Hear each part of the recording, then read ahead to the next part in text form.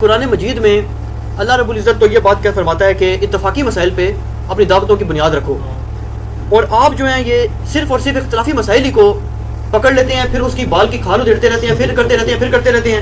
تو آخر یہ کیسا طریقہ تبلیغ ہے کہ لوگوں کو متنفر ہی کر دیا جائے؟ ٹھیک ہے جی، سوال مکمل ہو گیا. پہلی بات تو یہ کہ آپ کی بات بالکل درست ہے کہ قرآن حکیم نے جو ہے وہ دعوت کی بنیاد اتفاقی مسائل کے اوپر رکھی ہے.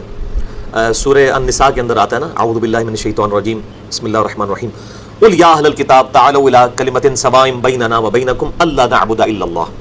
او اہل کتاب، ہم اس ایک بات پر اکٹھے ہو جائیں جو تم میں اور ہم میں کامن ہے کہ ہم مت پوجیں کسی کو سوائے اس اللہ کے، اور ہم آپس میں ایک دوسرے کا رب نہ مان لیں. اور اے نبی صلی اللہ علیہ وآلہ وسلم، اگر یہ منہ پھیر لیں تو تم یہ فرماؤ کہ میں نے تو اپنا سر اپنے رب کے حضور سر تسلیم خم کر دیا ہے، یعنی میں نے اس دعوت کو پہنچانا تھا، میرا مقصد، اور زبردستی منوانا نہیں تھا. ہم اپنے رب کے حضور سر تسلیم خم کرتے ہیں، ہم مسلم ہیں. تو یہ قطعاً قرآن پاک کا یہ مقصد نہیں ہے کہ اختلافی موضوعات پہ بات نہیں ہوگی، اتفاقی باتوں پر اکٹھا کیا جائے. اچھا اب مجھے بتائیں، اگر اس کا مطلب یہ ہے کامن ٹرمز کے اوپر آنے کا کہ چونکہ عیسائی حضرت عیسیٰ علیہ السلام کو اللہ کا بیٹا کہتے تھے، ان کے بارے میں ڈیوینٹی کلیم کرتے تھے، تو نبی صلی اللہ علیہ وآلہ وسلم ان کے ساتھ اتفاق کر لیتے کہ ٹھیک ہے جی، حضرت عیسیٰ کو تو ہم بھی مانتے ہیں، آپ بھی مانتے ہیں، چلے ٹھیک ہے، ان کو خدا ہی مان لیتے ہیں. یہ قطعاً اس کا مقصد نہیں ہے. قرآن پاک یہ کہہ رہا ہے کہ بکس کے اندر جو دین ہے، بکتاب من قبل ھذا او اثارۃ من علم ان کنتم صادقین، اے محبوب صلی اللہ علیہ وآلہ وسلم سے فرماؤ میرے پاس کتاب لے کر آؤ، یا انبیاء کی کوئی وحی میں سے علم چلتا آ رہا ہو وہ میرے پاس لے کر آؤ اگر تم سچے ہو. تو کتابوں کی بنیاد پر جمع کیا گیا ہے، نہ کہ شخصیات اور نظریات کے اوپر. عیسائیت اور اسلام کے درمیان کون سی چیز یکساں تھی جس کی طرف بلایا جا رہا تھا؟ تعالوا الی کلمۃ سواء بیننا وبینکم الا نعبد الا اللہ، کہ عبادت کرو اللہ کی. تو کیا عیسائی اللہ کی عبادت کرتے تھے؟ شرک کرتے تھے. حضرت عیسیٰ علیہ السلام کے بارے میں ڈیوینٹی کلیم کرتے تھے، خدا کا بیٹا کہتے تھے ان کو. تو یہ نہیں کہا جا رہا تھا کہ ہم اس کے اوپر اکٹھے ہو جاتے ہیں کہ ٹھیک ہے تم بھی کہو ہم بھی کہیں. مراد یہ کہ تمہاری کتابیں یہ نہیں کہتی ہیں، کتابیں کچھ اور کہہ رہی ہیں، پریکٹیکل تمہارے نظریات کچھ اور ہیں. تو ہم اتفاقی امور پہ ہم بھی بات کر رہے ہیں. ہم جب کہتے ہیں اہل سنت کو، اہل تشیع کو، بریلوی دیوبندی، اہل حدیث، شیعہ، یا آگے حنفی، شافعی، مالکی، حنبلی، ہم کہتے ہیں کہ ہم بھی ایک بات پر اکٹھے ہو جاتے ہیں کہ ہم نے قرآن پاک کو اپنی کامن کتاب مان لیا ہے، یہ اہل سنت کم از کم بخاری مسلم کو مانتے ہیں، تو ہم اس کے اوپر اکٹھے ہو جائیں. اس اکٹھے ہونے کا مطلب ہرگز یہ نہیں ہے کہ آپ کے باطل نظریات کے ساتھ کتابیں ہماری کامن ہیں ہم اس کے اوپر اکٹھے ہوں. تو ہم الحمدللہ اسی دعوت پہ چل رہے ہیں کہ آ جاؤ اس ایک بات پر جو ہم میں اور تم میں کامن ہے. کیا کامن ہے؟ کہ ہماری کتابیں ایک ہیں، کتابوں کے اوپر آؤ. اب اگر آپ ہٹ درمی کا شکار ہیں، آپ اپنے بزرگوں کے نظریات کے اوپر چل رہے ہیں اور ان کتابوں پر اکٹھے ہونے کے لیے تیار نہیں ہے، تو اختلافی مسئلہ تو آپ خود کھڑا کر دیتے ہیں. ہم تو اتفاقی امور پہ، میں نے تو بہت بڑا جملہ بولا تھا کہ جو کتاب و سنت کو مانتا ہے وہ صحیح سنی ہے، اور جو کتاب و سنت کو چھوڑ دیتا ہے، صرف نام ہی لیتا ہے، وہ ٹنی ہے. یعنی سنا کے سننی ہے، وہ ٹن ہوا ہے، یعنی اس نے کبھی دلائل کے ساتھ چیزوں کو پرکھا ہی نہیں ہے. تو یہ قرآن کی آیت کو بالکل مس کوٹ کیا جاتا ہے. قرآن پاک میں ہے کہ اس بات پر ہم اکٹھے ہو جائیں جو تم میں اور ہم میں کامن ہے، یعنی ہماری کتابیں جس پر اکٹھی ہیں، نہ کہ ہمارے نظریات ایک ہیں. عیسائی اس وقت بھی، عیسائی اور مسلمانوں کے نظریات ایک نہیں تھے، کتابوں کا کہا گیا. اور آج بھی ہم کہتے ہیں ایک بھی ان ایمبیگوس اسٹیٹمنٹ نہیں ہے پوری انجیل کے اندر یا تورات کے اندر جو توحید کے منافی ہو. غیر مبہم ہو سکتی ہے کہ دونوں طرف مطلب نکلتے ہو، غیر مبہم بالکل کرٹیکلی جو توحید قرآن کے اندر بیان ہوئی ہے، یہی تورات اور انجیل کے اندر ایون ٹیمپر ہونے کے باوجود، ورنہ ہم یہودوں نے سارا کو دعوت ہی نہیں دے سکتے تھے. تو ہم جو اتفاقی امور ہی کی بات کرتے ہیں، لیکن اتفاقی امور جن پہ ہماری کتابیں متفق ہیں، ان اتفاقی امور کو جنہوں نے اختلافی امور بنا لیا ہے، مجرم تو وہ ہیں، ہم تو کوئی مجرم نہیں ہے. اور پھر وہ ہماری مجبوری ہے جناب ان اختلافی امور کے اوپر بات کرنا. اس کی وجہ یہ ہے میرے بھائیوں، آج کے دور کا انسان جو ہے وہ جس تکلیف سے گزر رہا ہے ان اختلافی امور کی وجہ سے، اس کا مسئلہ یہ نہیں کہ اس نے نماز روزہ حج زکات کرنی ہے. وہ نماز پڑھنے کے لیے بھی نکلے تو آگے کتنے طریقے نماز کے، پھر فرقوں کے اختلافات، پھر کوئی کہتا ہے امام کعبہ کے پیچھے نماز نہیں ہوتی، کوئی کہتا ہے فلاں کے پیچھے نماز ہوتی، فلاں کے پیچھے، کوئی ایک مسئلہ ہے. تو یہ اختلافی موضوعات کو ڈسکس کرنا ہماری مجبوری بن چکا ہے. اور میں نے یہ فیلڈ اسی لیے اڈاپٹ کی ہے کہ یہ میدان خالی تھا. عام نوجوان آج کا جو جدید دور کا انسان ہے وہ تکلیف کا شکار تھا، اس کو سمجھ نہیں آتی تھی میں کہاں جاؤں. اور حتیٰ کہ کئی لوگ ایسے ہیں جو دین سے متنفر ہو گئے ہیں ان علماء کے کردار کی وجہ سے. اب ان لوگوں تک حق بات کو پہنچانا یہ میری ذمہ داری ہے. تو میں الحمدللہ تعالوا الی کلمۃ سواء بیننا وبینکم، آؤ اس ایک بات پر اکٹھے ہو جائیں جو تم میں ہم میں کامن ہے. تو میں کتابوں کے اوپر اکٹھا کر رہا ہوں، شخصیات کے اوپر نہیں. شخصیات جس میں ہم جمع ہو سکتے ہیں وہ محمد رسول اللہ صلی اللہ علیہ وآلہ وسلم کی مبارک ذات ہے، اسی شخصیت کی طرف ہم بلا رہے ہیں. تو یہ اختلافی امور تو یہ بنا دیتے ہیں، ہم تو اتفاقی امور کی طرف بلاتے ہیں. ہم تو کتاب و سنت سے دلائل پیش کرتے ہیں. ہم کب کہتے ہیں کہ یہ میرا نظریہ ہے؟ ہم تو اپنے محبوب صلی اللہ علیہ وآلہ وسلم کے ڈاکیے بن کے بات کر رہے ہوتے ہیں. جو صحیح بخاری میں حدیث ہے، بلغوا عنی ولو آیہ، پہنچا دو میری طرف سے خواہ ایک آیت ہی تمہیں آتی ہو. ہمیں جو باتیں پتہ چلتی ہیں پھر ہم حوالے بھی جو دیتے ہیں کتاب و سنت سے. ہم کہتے ہیں کہ اگر کوئی بریلوی ہے بریلویوں کا ترجمہ قرآن کا حدیث کا پڑھ لے، کوئی دیوبندی ہے، اہل حدیث ہے، شیعہ ہے، اپنے اپنے بزرگوں کے ترجمے پڑھ لیں. تو قطعاً ہمارا مقصد جو ہے وہ اختلاف کو کھڑا کرنا نہیں، بلکہ اختلاف تو آلریڈی ہوئے ہوئے ہیں. یا تو نا کہ انجینئر محمد علی مرزا صاحب کی بدائی سے پہلے سارے ایک ہی گروہ تھے اور میں نے آ کے سارے فرقے بنا دیے، پھر تو ابھی بات ٹھیک ہے. بھائی 7100 فرقے بنے ہوئے ہیں، ایک ایک فرقے کے اندر کتنی کتنی جماعتیں بنی ہوئی ہیں، ایک دوسرے کو گمراہ کہتی ہیں. میں نے تو آ کے الحمدللہ ہارمونی پیدا کی ہے. اور پھر دیکھیں ان ساری چیزوں کے بعد، دلائل کے بعد، قطعاً ہم نے کبھی یہ بات نہیں کی کہ فلاں اسلام سے خارج ہے. باقی علماء جب اختلافی امور پہ بات کرتے ہیں تو وہ اس طریقے سے پریزنٹ کرتے ہیں کہ ہمارے علاوہ سب کے سب دوست کی فرقے ہیں، اور آپ کو تو اس بات کا پتہ ہے، ٹھیک ہے، سب گستاخ رسول ہیں، سب مشرک ہیں. میں الحمدللہ 2 فرقے، ایک اہل سنت کا آف شوٹ قادیانیت اور دوسرا اہل تشیع کا آف شوٹ جو ہے نصیریہ، ان دونوں کے علاوہ میں کسی مقطع فکر کی بھی تکفیر نہیں کرتا. خواہ بریلوی ہوں، دیوبندی ہوں، اہل حدیث ہوں، اہل تشیع ہوں، حنفی، شافعی، مالکی، حنبلی، اثنا عشری ہوں، زیدیہ ہوں، میں تو سب کو مسلمان مانتا ہوں. تو الحمدللہ میں تو ان سے بہت بہتر ہوں. یہ تو اپنے اختلاف ریکارڈ کرواتے ہوئے اپنے علاوہ سب کو اسلام سے خارج کر دیتے ہیں. میں سب سے اختلاف کر کے سب کو مسلمان سمجھتا ہوں. اس سے بڑا کیا اتفاقی امر کوئی اور ہو سکتا ہے؟ تو میں نے یہ بات کر دی. اس میں اگر کوئی مسئلہ سمجھنا ہے تو آپ پوچھ سکتے ہیں. نیکسٹ کوشچن علی بھائی کہ آپ کی گفتگو سے بعض اوقات ایسے احساس ہوتا ہے کہ پوری دنیا میں بلکہ پوری تاریخ میں صرف آپ ہی نے دین کو سمجھا ہے اور آپ ہی صحیح راستے پر ہیں، صراط مستقیم پر ہیں، اور باقی تمام علماء، تمام مجتہد، تمام مفتی، تمام فرقے ایک تو باطل پر ہیں، دوسرا وہ سارے جنوں میں ہی جائیں گے. نعوذ باللہ من ذالک. یہ ایک لوگوں کا تاثر ابھرتا ہے. جی تاثر تو یہ اسی کے اوپر نہیں لگایا الحمدللہ. اور جس کا سب سے بڑا ثبوت یہ ہے کہ میں تمام مقاطع فکر کے اماموں کے پیچھے نماز پڑھتا ہوں. دوست کی تو وہ ایک دوسرے کو کہہ رہے ہیں جو کہتے ہیں امام کعبہ کے پیچھے نماز نہیں ہوتی، امام کعبہ فتویٰ دیتا ہے بریلویوں کے پیچھے نماز نہیں ہوتی. یہ سارے آپس میں لڑ رہے ہیں. یہ آپس میں مسئلے لوگوں کے حل کریں، آپس میں علماء بیٹھ کے. ہم تو الحمدللہ کسی کو نہیں کہتے. باقی کسی امام، کسی مجتہد، میرے بھائی میں نے کبھی اپنی کو ذاتی بات کی ہے؟ میں جب بھی بات کرتا ہوں میں کہتا ہوں قرآن حکیم میں لکھا ہوا ہے، صحیح بخاری میں لکھا ہے، صحیح مسلم میں. اماموں کی تو کوٹ کر کے ہم چل رہے ہوتے ہیں. ہم سارے اماموں کو رحمہ اللہ تعالیٰ کہتے ہیں، کبھی کسی امام کو گالی نہیں دیتے ہیں. اب جن لوگوں نے احادیث اور قرآن کے مقابلے پہ 14ویں صدی کے، 13ویں صدی کے، 12ویں صدی کے علماء کو کھڑا کر دیا ہے اور انہوں نے دین کا جنازہ نکال دیا، تو ہم ان کے مقابلے میں بات کر رہے ہوتے ہیں. ہماری ذاتی دشمنی تو کسی کے ساتھ ہوتی نہیں. ہمارا بھی تو کوئی درد سمجھنے کی کوشش کرے کہ آج تک کسی، میں بار بار پنجابی میں ایک بات بولتا ہوں کہ میری مجھ نہیں کسی نے کھولی، میری بحث تو نہیں کسی نے کھولی ہے. میرا کوئی ذاتی جھگڑا نہیں ہے، نہ میں یہ ساری دعوت لانچ کرنے کے عوض کسی سے کوئی مال بٹور رہا ہوں، نہ کوئی چندہ بک بنائی ہوئی ہے، نہ کوئی میں نے کوئی فرقہ لانچ کر دیا، نہ کوئی پارٹی بنا دی ہے. ہم تو ہمیشہ یہ بات کرتے ہیں کہ یار اللہ کے بندو، جس فرقے میں آؤ اپنی اپنی کتابیں پڑھ لو. بریلوی اپنا ہی قرآن کا بخاری مسلم کا ترجمہ پڑھ لیں تو پتہ چل جائے گا ان کے ساتھ کیا دھوکہ کیا ہوا ہے. تو ہم کسی کو الحمدللہ دوست کی نہیں کہتے. یہ لیکچر اور مجھے پکڑنا تو بہت آسان ہے، باقی لوگوں کو تو پکڑنا مشکل ہے. جس بندے کی ہزاروں ویڈیوز نیٹ کے اوپر چڑھی ہوں، کہیں سے تو بات پکڑی جا سکتی ہے. ایک تو وہ چول ہے جو علماء کرتے ہیں، بیچ میں سے ایک ٹکڑا اٹھاتے ہیں جس کا سیاق و سباق کانٹیکسٹ کچھ اور ہوتا ہے اور اپنا لقمہ جو ہے اس کے منہ میں ڈال دیتے ہیں. میں لوگوں کو دیکھ رہا ہوتا ہوں، بالکل میں نے اپوزٹ بات کی ہوتی ہے. یہ تو اسی طریقے سے قرآن میں لکھا ہے کہ حضرت عیسیٰ اللہ کے بیٹے ہیں، آپ بس اتنی بات اٹھا لیں. وہ لکھا ہوا ہے کہ عیسائیوں کا یہ کلیم ہے اور وہ لوگ کفر کر رہے ہیں جو کہہ رہے ہیں کہ حضرت عیسیٰ اللہ کے بیٹے ہیں. اب بیچ میں سے اگر قرآن سے بھی پک اینڈ چوز ہو جائے تو اس کا تو کوئی علاج نہیں ہے. یہ اکثر لوگ مجھے بھی کہہ رہے ہوتے ہیں جی آپ احتیاط سے، جتنی بھی آپ احتیاط سے بولیں، جب کسی نے بےمانی پہ کوئی اترا ہوا ہے بیچ میں سے جملہ اٹھانے والا، تو آپ جتنا مرضی سوفسٹیکیٹڈ جملہ بولیں، اٹھانے والا تو قرآن سے بھی اس طرح کے جملے اٹھائیں. لہٰذا اس چیز کا کوئی علاج نہیں ہے. اور الحمدللہ میں بریلوی، دیوبندی، اہل حدیث، اہل تشیع، اثنا عشری، حنفی، شافعی، مالکی، حنبلی اور زیدیہ سب کے سب لوگوں کو مسلمان سمجھتا ہوں. اور انشاءاللہ تعالیٰ میں اللہ سے امید کرتا ہوں کہ اگر اللہ تعالیٰ نے ان کے ساتھ کوئی درگزر والا معاملہ فرمایا تو دوزخ کا پھیرا لگائے بغیر جنت میں چلے جائیں گے. اور اگر ان کی اعمال کی سزا ان کو بھگتنی پڑی تو دوزخ میں جانے کے بعد الٹیمیٹلی کلمہ کو مسلمان نے جنت میں جانا ہے. میرا الحمدللہ یہی عقیدہ ہے. اللہ کا شکر ہے. بالکل کلیئر کر لیں اس میں. آپ فرقے کی یا یہ جو چھوٹی چھوٹی فرقیاں بنی ہیں ان کی کیا ڈیفینیشن آپ کے نزدیک ہے؟ کیونکہ آپ جو ڈیفینیشن بتائیں گے نا تو میں سمجھتا ہوں کہ بلکہ زیادہ تر لوگوں کا بھی یہ رائے ہے جو انہوں نے کوشش بھیجی ہیں کہ اسی میں آپ بھی اور آپ کے پورے جو ایفیلیٹڈ لوگ ہیں جیسے ہم لوگ ہیں وہ اس میں شامل ہو جائیں گے. کیونکہ وہ یہ کہتے ہیں کہ اب آپ کی تعداد لاکھوں میں جا چکی ہے، کافی زیادہ. آپ نے خود بتایا صحیح کہتے ہیں الحمدللہ، وہ کہتے ہیں ظاہر ہے. ایسے فرقیاں ایسی میں تصدیق کرتا ہوں کہ علماء نے کوئی بات تو ٹھیک کی ہے. جی تو ایسے فرقے نہ بھی ہوئے تو فرقیاں تو ایسی ہیں نا کہ جن کی تعداد آپ کے فالوور سے کم ہے، اور پھر آپ کے فالوورز بھی جو ہیں وہ آپ بڑے سے بڑے عالم کا، بڑے سے بڑے مجتہد کا بھی بتائیں تو وہ کہتے ہیں انجینئر صاحب کے اس بارے میں کیا رہے ہیں؟ کہتے ہیں نا ماشاءاللہ. نہیں تو پھر یہ فرقہ ہی ہوا نا پھر تو. اچھا بھائی فرقے جب بھی بنتے ہیں نا، فرقوں کی کتابیں ہوتی ہیں. فرقوں کی سب سے پہلی ڈیفینیشن یہ ہوتی ہے کہ وہ کہتے ہیں کہ جو ایک جنتی گروہ قیامت تک خاک میں قائم رہنا ہے وہ میں اور میری جماعت ہے، اور باقی سب کے سب دوست کی ہیں. کیا آپ نے مجھ سے کبھی یہ دعویٰ سنا ہے؟ اس کے الٹ ضرور سنا ہے. تو میں نے میرے بھائی کوئی نیا فرقہ لانچ نہیں کیا. نیا فرقہ لانچ ہوتا کتابیں نہیں ہوتی. ٹھیک ہے جی، کتابیں نہیں ہوتی. کوئی آپ کو سلیبس کتاب کے دی جاتی کہ یہ ہمارے فرقے کی یہ ہے، کسی فرقے کا نام ہوتا.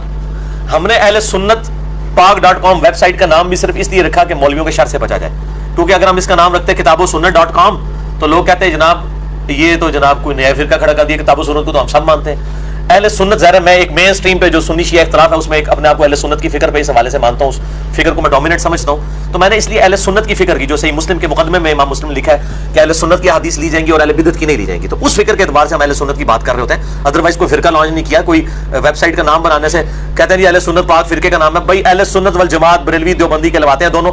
اہل سنت نام ان کی 20 ویب سائٹس اپنی ہیں, کوئی جماعت اہل سنت کے نام سے, کوئی جماعت کوئی اہل سنت وال جماعت کے نام سے, کوئی اہل سنت وا جماعت کے نام سے. یہ بھی فرق ہے وال اور وا, یہ وال لکھتے ہیں دیوبندی اور واو لکھتے ہیں بریلوی, وہ کہتے ہیں انہوں نے وال پہ ہے, حالانکہ عربی میں وال ہے واو بھی چل جاتا ہے. تو یہ ان کی تو اپنی حالت یہ چھوڑ دیں, مجھے تو ان کا پورا کچا چٹا پتہ ہے, میں اور طرف چل پڑوں گا. کوئی ہم نے نیا فرقہ لانچ نہیں کیا, الحمدللہ ہم انہی مسجدوں میں نمازیں پڑھتے ہیں. دیکھیں ہم نے کوئی اپنی مسجد لادا نہیں کی ہوئی ہے, کوئی مدرسہ لادا نہیں کیا ہوا ہے, انہی کے پیچھے نمازیں پڑھتے ہیں.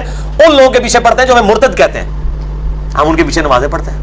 ان لوگوں کے پیچھے بھی مجبوراً پڑھ رہے ہوتے ہیں جو یزید کو رضی اللہ تعالیٰ کہہ رہے ہوتے ہیں. ہمارے دل پہ تو چھریاں چلتی ہیں, ہم پھر بھی کہتے ہیں یار نمازیں ان کے پیچھے پڑھیں گے, ان کی غلطی ہے اپنی جگہ پہ. تو الحمدللہ ہم نے کوئی فرقہ نہیں نیا لانچ کیا, بالکل یہ غلط, بالکل جھوٹا الزام ہے, کوئی نیا فرقہ لانچ نہیں کیا.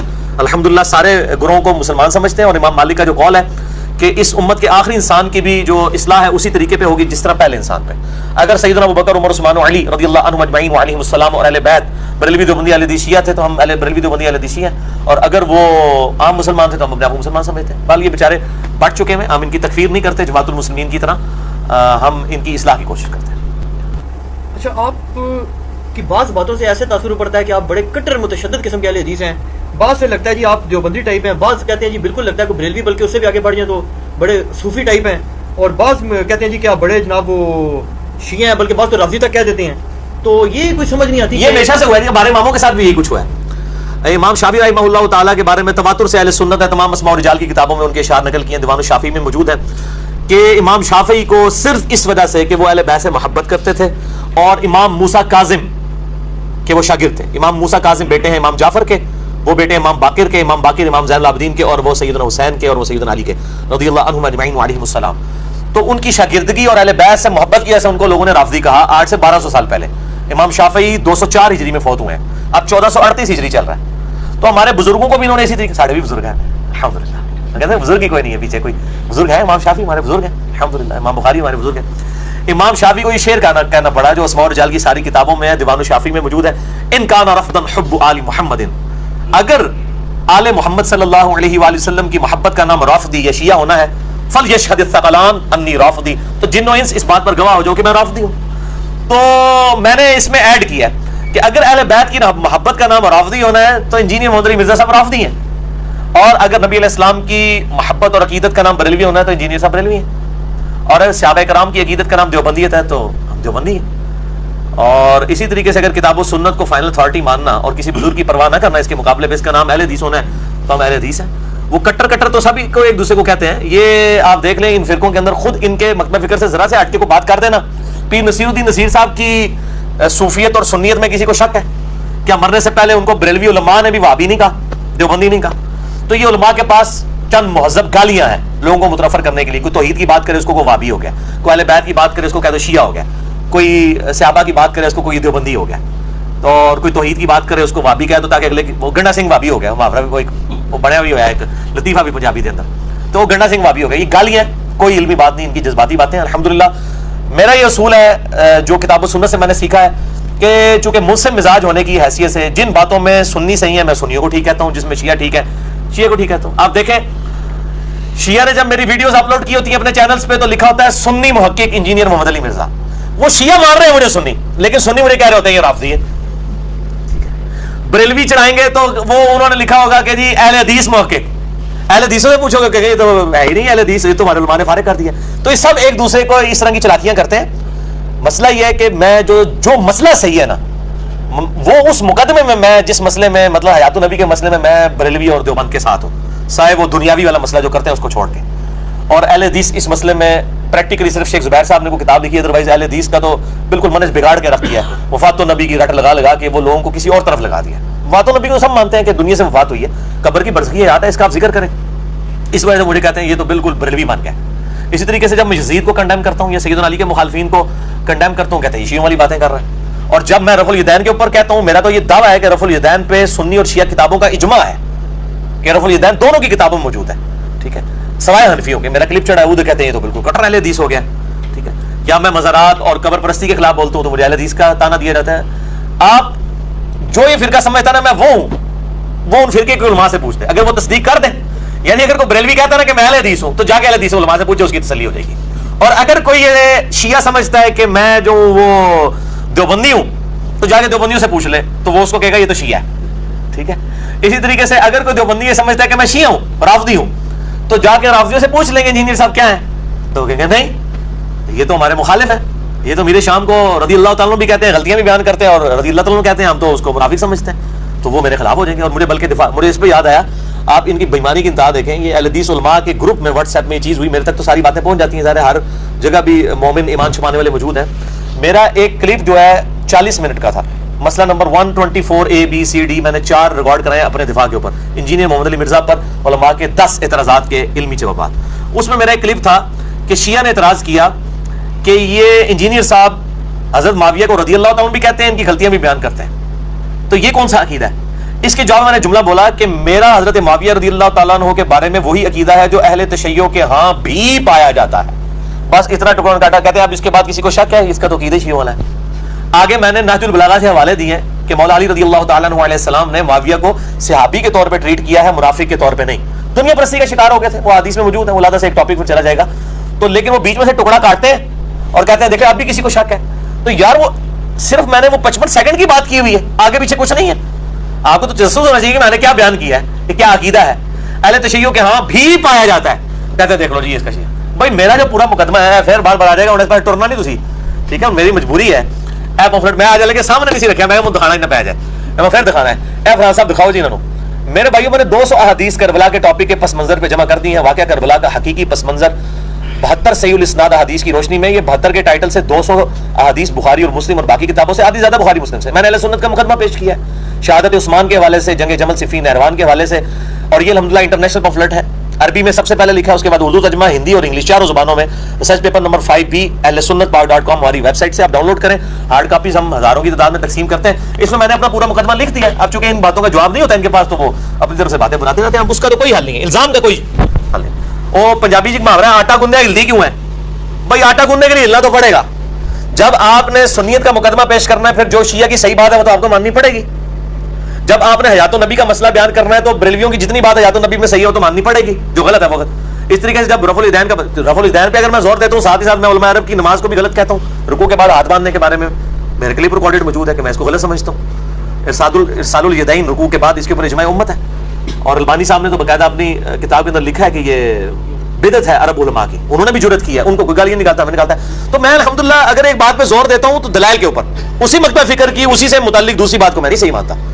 لیکن میں یہ مجھے بتائیں میں نے کوئی ایسا نظریہ لانچ کیا ہو جو کتاب و سنت میں موجود نہ ہو، یہ کسی کا کسی وقت میں نہ رہا ہو، یہ آج لوگوں کا موجود نہیں ہے، ایسا کیتا کہیں نہ کسی فارم میں موجود ہے. اچھا علی بھائی، اس میں تھوڑا اجازت ہے میں تھوڑا اپنے بھی ایکسپیرینس شیئر کر دوں آپ سے کہ اس بات کو میں آپ کی جو ہے نا 100% اتھینٹیکیٹ کرتا ہوں کہ یہ جو آپ نے فرمایا نا کہ دیگر مکاتب فکر والوں سے پوچھنا ہے یا کسی اور مسئلے سے پوچھنا ہے وہ کیا کہتے ہیں. پتہ ہے میں نے پرسنلی بھی آپ کی بات دیکھی ہے کہ جو بریلوی ٹائپ لوگ ہیں وہ کہتے ہیں جی یہ دیوبندی وابی ہے، جو اپنا وہ ہے نا دیوبندی اہل حدیث ٹائپ وہ کہتے ہیں جی یار یہ جو ہے نا یہ شیعہ ہے بلکہ رافضی ہے. اور ابھی میں آپ کو مزید ایڈ کر دوں اس میں کہ ایک سرٹیفائڈ جو رافضی صاحب ہے نا، انہوں نے تو ہمیں نسبیوں کی کیٹیگری میں ڈال دیا ہے. اللہ یاری صاحب نے جی ان کو شرم بھی نہیں آئی، انہوں نے نسبی کہہ دیا. اور ایک اور بتا دوں آپ کو، ایک اور پارٹی وہ بھی چلی ہے جو کہہ رہی ہے جی کہ یہ آنے والے وقت میں نعوذ باللہ دعوے نبوت کریں ہی کریں. یہ تو بہت پہلے سے کر رہے ہیں. یعنی کوئی بھی اچھا. اور ایک اور بتاؤں، یہ اس پہ مجھے بتائیں دعوے نبوت انہوں نے کیا جنہوں نے چشتی رسول اللہ اور اشرفی رسول اللہ کلمے پڑھوائے ہوئے ہیں جو اتھینٹیکیٹڈ ہے. ہمارا تو ہے نا کہ کریں گے. ٹھیک ہے، مجھے اس پہ ایک بات یاد آ گئی، مولانا مودودی رحمہ اللہ تعالیٰ کے بارے میں بھی یہ دعویٰ کیا گیا کہ دعوے نبوت کرے گا. اور مولانا مودودی کو کہا گیا کہ ان کا آپ جواب لکھیں. انہوں نے کہا الحمدللہ میں دعویٰ نبوت نہ کر کے دنیا سے جا کے پریکٹیکلی ان کا جواب دوں گا. اور انہوں نے پریکٹیکلی جواب دیا الحمدللہ بغیر دعویٰ نبوت کے گئے ہیں. بلکہ ایک جگہ پر تو ایک صاحب سے کسی جگہ ڈسکشن ہو رہی تھی، کچھ آپ کی ویڈیو وغیرہ شیئر کی، انہوں نے کہا تم جماعت المسلمین والے لوگ ہو. یعنی آپ پہ کوئی نہیں، جماعت المسلمین والے تو سارے ہی ہیں. کیا مسلمان کی جماعت نہیں؟ وَسَمَّاكُمُ الْمُسْلِمِينَ مِنْ قَبْلُ وَفِي هَذَا. تو میں جماعت المسلمین والے مجھے مسلم نہیں سمجھتے، وہ کہتے ہیں آپ مسلمان ہیں، مسلم نہیں ہے. میں ان کے پیچھے نمازیں بھی پڑھتا ہوں. لیکن اگلوں نے آپ کو ان کے کھاتے فٹ کیا ہوا ہے. ٹھیک ہے، وہ ان کا حق ہے، کریں جس کی مرضی کریں، مطلب ان کو زبردستی تو کسی کو نہیں روکا جا سکتا.